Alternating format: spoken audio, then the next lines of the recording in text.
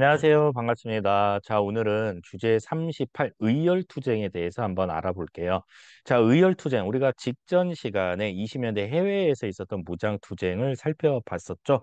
자, 이 지난 시간에 배웠던 내용들은요, 군대 단위로 활동하는 모습을 살펴본 거예요. 자, 오늘은 무장투쟁은 무장투쟁인데 군대 단위가 아니라, 그러니까 단체전이 아니고 개인전으로 무장투쟁을 했던 사례를 살펴볼 거예요. 그거를 우리가 의열투쟁이라 그래요. 여러분들 영화 같은 거 보면요. 이렇게 폭탄 하나 들고 가가지고 이렇게 던지거나 또는 이렇게 저격수가 이렇게 가만히 대기하고 있다가 주요 요인을 암살하거나 이제 이런 활동들이 있죠. 일명 테러 활동. 그런 것들을 우리가 의열투쟁이라고 불러요. 자, 그러면은 오늘은 어떤 단체를 만나보게 될까? 바로 의열단과 한인애국단을 만나보게 될 겁니다. 이 둘을 잘 구분해 두는 게 또 필요하겠죠. 그 다음에 한인애국단원 중에 윤봉길이 있는데 이 윤봉길의 의거가 어떤 영향을 끼쳤는가? 그것도 여러분들이 한번 찾아보기 바랍니다. 자, 표를 준비를 했어요. 자, 의열 투쟁을 한 의열 단체로는 크게 두 단체가 있어요. 1919년에 결성된 의열단, 그다음에 1931년도에 결성된 한인애국단입니다. 자, 어떻게 정리를 할 거냐? 활동 시기, 창설자, 창설 장소, 그다음에 목적, 특징, 활동, 그다음 이후에 어떻게 됐는가까지 한번 정리를 해볼게요.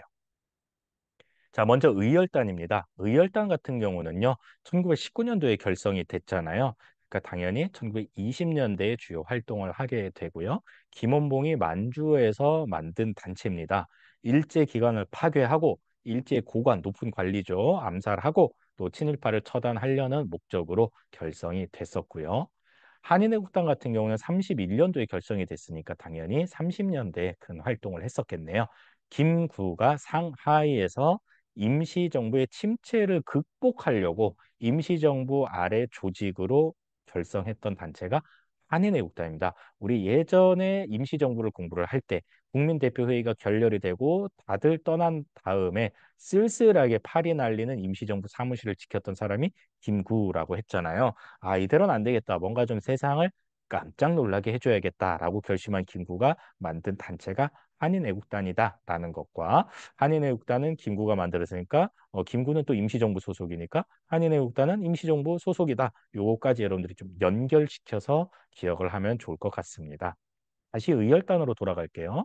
자, 의열단 같은 경우는 신채호가 조선혁명선언을 써주는데 이 조선혁명선언을 활동 지침으로 삼아서 활동을 하게 됩니다. 어떤 내용이 써 있는지 궁금하죠?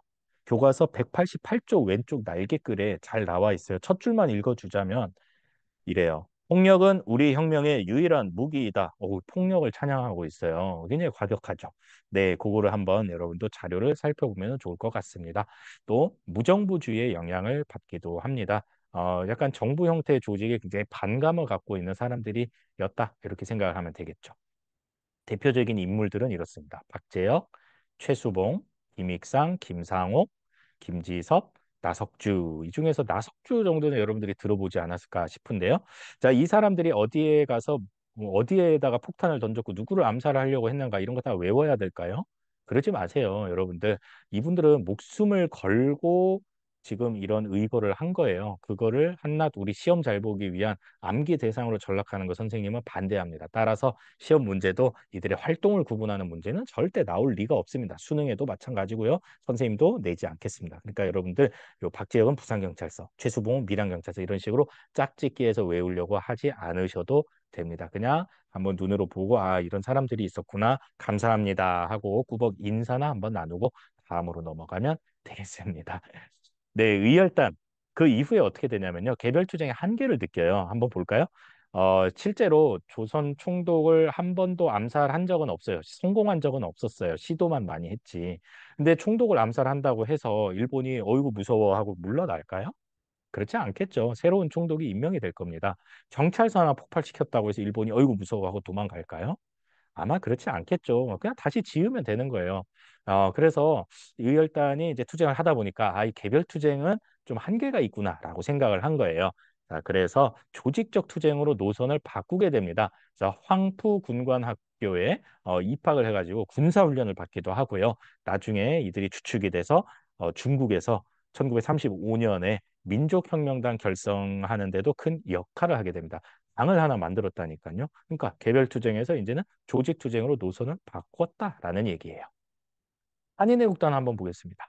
자, 한인애국단 하면은 이봉창과 윤봉길이 대표적인데요. 자, 여러분 이봉창이 먼저일까요? 윤봉길이 먼저일까요? 네, 이봉창이 먼저입니다. 이봉창이 없었으면 윤봉길도 의거를 할 수 없었을 거예요. 스토리가 다 이어지거든요. 자, 이봉창은 어떤 사람이냐? 여러분들 교과서 190쪽 읽기 자료에 굉장히 만화로 잘 나와 있는데 이 사람은 사실 조선 독립에는 큰 관심이 없는 사람이었어요. 그냥 좀 돈을 많이 벌고 싶었던 거예요. 근데 이렇게 일하다 보니까 이렇게 차별을 많이 경험을 하게 되는 거예요. 너 조선인이잖아? 라면서 월급도 조금만 주고. 그래서 이 사람이 어떻게 하면은 내가 돈을 많이 벌고 차별을 안 받을 수 있을까라고 고민을 하다가 일본으로 건너갑니다. 아, 그래? 그러면은 나는 상급지로 가야지라고 생각을 하고 마치 우리 요새 이렇게 미국으로 가면은 잘 가는 거잖아요. 그런 것처럼 그 당시에 잘 나가던 일본 본토로 이제 건너가서 거기서 이제 알바를 하게 되는 거예요. 그런데 알바를 열심히 하다가 이제 일본 왕 천황이 죽고 새로운 일왕이 이제 즉위를 하게 된 거예요. 즉위식을 아주 멋지게 할 거 아닙니까? 크게 성대하게. 그래서 이 알바를 하던 이봉창도 구경이나 한번 가볼까 하고 일왕 즉위식에 이제 구경을 간 거예요. 구경을 갔다가 거기서도 조선인이라는 이유로 막 끌려 나와요. 그러니까 엄청난 수모, 굴욕을 당하게 된 거죠. 조선인이라는 이유 하나만으로. 거기서 이봉창은 조금씩 각성하기 시작합니다. 아, 내가 돈을 잘 벌고 차별받지 않기 위해서는 나 혼자 힘으로 해서 될 것은 아니고 일단은 우리나라가 독립을 하는 게 필요하겠구나라고 각성을 하게 되죠. 그래서 어디로 건너갑니까? 김구가 있는 상하이 임시정부로 찾아갑니다. 네, 거기서 이제 저는 민족의 독립을 위해서 큰 일을 하고 싶어요라고 이제 얘기를 했죠. 그래서 김구가 폭탄을 두 개를 딱 쥐어주면서 봉창아 가서 일왕을 암살하고 오너라. 이렇게 이제 미션을 줍니다. 이봉창이 일본으로 다시 건너갑니다. 자, 그래서 이제 기회를 보다가 일왕이 마차를 타고 나온다는 정보를 입수를 한 거예요. 행사 끝나고. 그래서 이제 나무 뒤에 이렇게 가만히 숨어 있다가 이제 주머니 양쪽에는 수류탄이 하나, 두 개 이렇게 꽂혀 있었던 거죠.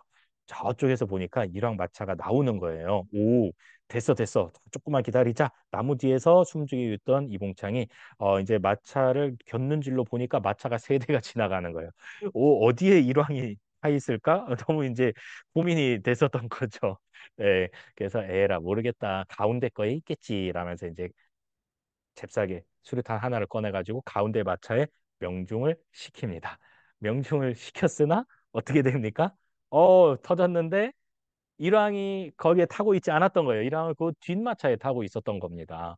마음이 급해진 이봉창이 도망가는 일왕 마차를 쫓아가가지고 어떻게 해요? 붕 날라가지고 나머지 주머니에 있던 이 수류탄을 일왕 마차를 향해서 던집니다.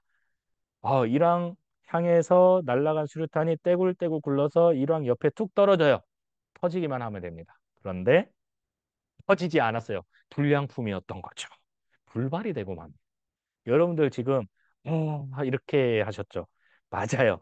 많은 사람들이 이때 아깝다 이런 생각을 했던 모양이에요. 특히 중국의 한 신문이 이렇게 보도를 해요. 조선의 한 이름 없는 청년이 일왕을 향해서 폭탄을 던졌으나 안타깝게 불발 이렇게 이제 신문 보도를 한 거예요. 그 신문 보도를 본 일본군은 눈이 돌아갑니다. 뭐? 안타깝게 불발? 이것들이 이게 장난치나 라면서 중국의 상하이를 공격을 해서 점령을 해버립니다. 너무 손쉽게 점령을 한 거예요. 그리고 나서 마침 그때가 일왕 생일이기도 하고 이 상하이를 점령한 걸 기념하기 위해서 상하이 훈꺼우 공원에서 일본 높은 관리들과 높은 군인들이 모여서 파티를 열게 되는 거죠. 행사를 연 거예요. 행사. 축하 행사. 이때 멋지게 차려입은 한 청년이 앞으로 쑥 나오더니 야, 니네만 맛있는 거 먹지 말고 내 도시락도 먹어라 하면서 던진 거예요.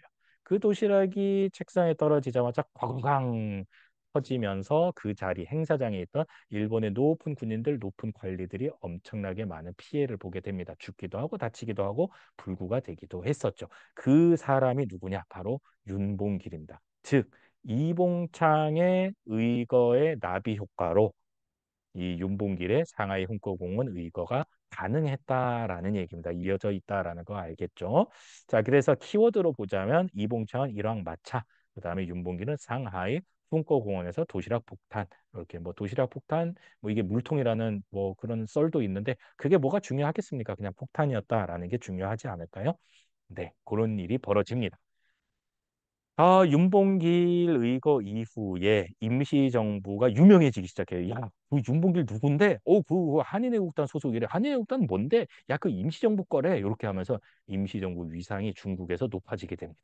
그래서 중국 국민당 정부의 지원까지 받게 돼요. 야, 니네 한번 잘해봐. 우리 같은 적이자, 저 일본은 우리 같은 적이잖아. 라면서 지원을 받기도 하고 대신에 일제 탄압도 강화가 됩니다. 김구 잡아라. 이제 이렇게 된 거예요. 그래서 상하이에 더 이상 김구가 머물 수가 없게 된 거죠. 그래서 짐을 바리바리 싸들고 중국 국민당을 쫓아서 여기저기 이동하고 다니다가 1940년이 되면은 저기 중국 깊숙한 그 마라탕으로 유명한 사천성 있는 지역에 충칭이라는 곳에 정착을 하게 됩니다. 자, 여기까지가 한인애국단의 활동 이후에 영향을 살펴봤는데요.